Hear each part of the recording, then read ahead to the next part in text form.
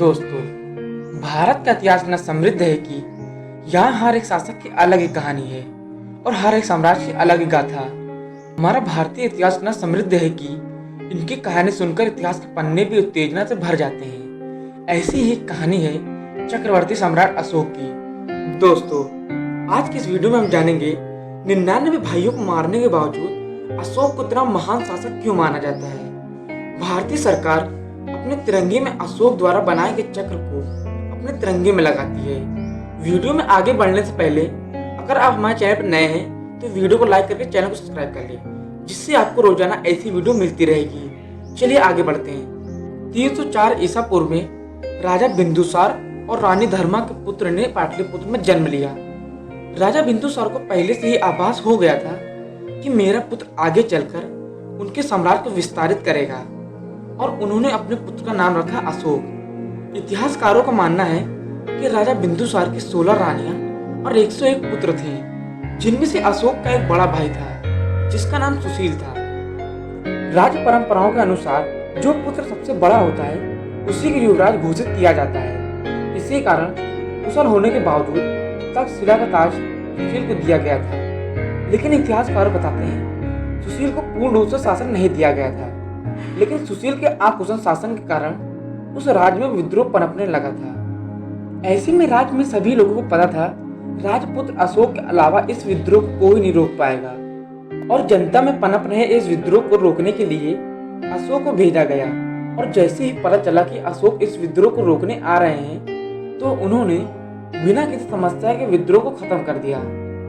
इस बात से अशोक की और ज्यादा प्रशंसा होने लगी, और इस प्रशंसा से अशोक के बड़े भाई सुशील को यह डर सताने लगा था कि ऐसा न हो कि उसकी राजगद्दी खतरे में पड़ जाए। इसलिए सुशील ने सम्राट बिंदुसार से कहकर अशोक को निर्वास में डाल दिया, और इसी निर्वास का पालन करते हुए अशोक कलिंग में चले गए। वैसे अशोक बहुत क्रूर स्वभाव के थे, लेकिन बौद्ध गुरुओं के साथ रहकर अपने स्वभाव पर नियंत्रण पाना सीख गए थे, और सुशील के व्यवहार से वहां की जनता तंग आ गई थी।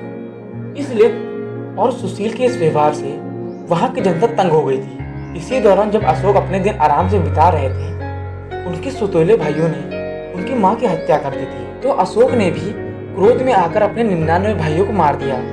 लेकिन इसका कोई प्रमाण नहीं मिलता है कि अशोक ने ही अपने 99 भाइयों की हत्या की थी। सिंहासन की गद्दी अपने हाथों में संभाली।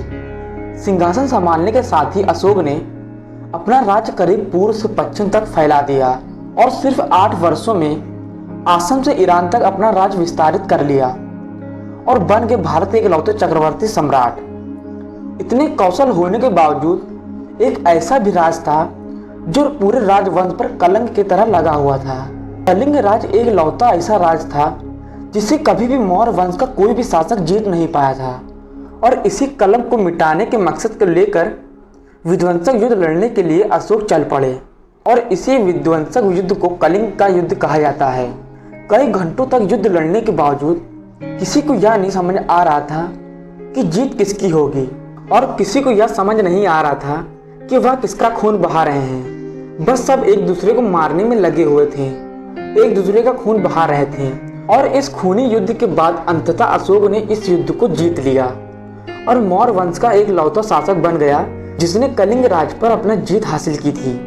लेकिन इस युद्ध में करीब 1 लाख सैनिक की मृत्यु हो गई थी और करीब 1.5 लाख सैनिक बुरी रूप से घायल हो गए थे। अशोक मरे हुए सैनिक और घायल सैनिकों का आलंकन करने के लिए युद्ध भूमि पर निकले।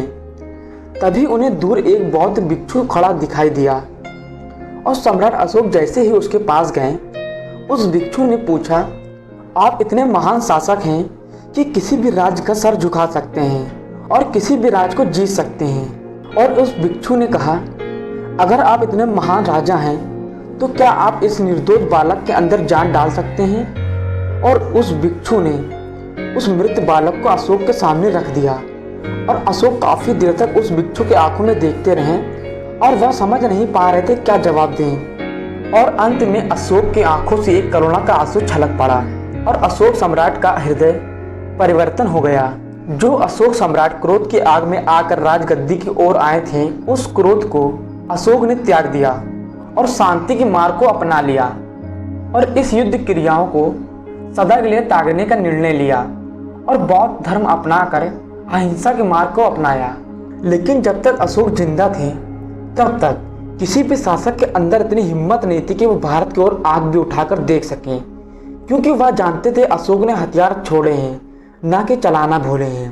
क्योंकि उन्होंने देखा था कि अशोक ने कलिंग के भाई को बहुत बुरी तरीके से मारा था, इसलिए किसी की हिम्मत नहीं हुई कि भारत की ओर आग भी उठा सकें। चक्रवर्ती सम्राट अशोक की मृत्यु के बाद यह मौर्य वंश सिर्फ 50 वर्षों तक आगे चल पाया। तो ऐसे थे हमारे भारत के महान चक्रवर्ती सम्राट अशोक। अगर आपको वीडियो जो पसंद आई हो तो वीडियो को लाइक करके चैनल को सब्सक्राइब करके ही जाना।